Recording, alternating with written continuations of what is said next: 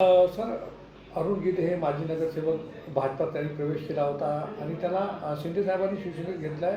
पाठीत खंजीर खुपसण्याचं काम शिवसेना करीत आहे, असा आरोप भाजपचे माजी आमदार नंद पवार यांनी केला. मुळातच नरेंद्र पवार साहेबांना या सर्व गोष्टी माहीत नाहीत की अरुण गीत हे त्यांच्या शाखेत गेले होते आणि त्यांच्या गळ्यामध्ये दुपट्टा टाकला आणि फोटो व्हायरल केले. हे त्यांच्याच पदाधिकाऱ्यांनी केले, हे स्वतः अरुण गीतनी कबूल केलं आहे. त्याच्यामुळे त्यांनी पहिले पूर्ण माहिती घेणं आवश्यक आहे आणि आदरणीय महाराष्ट्राचं लाडकं नेतृत्व एकनाथ शिंदेसाहेब यांच्यावर आरोप करताना 10 वेळा विचार केला पाहिजे की शिंदेसाहेबांकडून अशा कधी चुका होत नाहीत.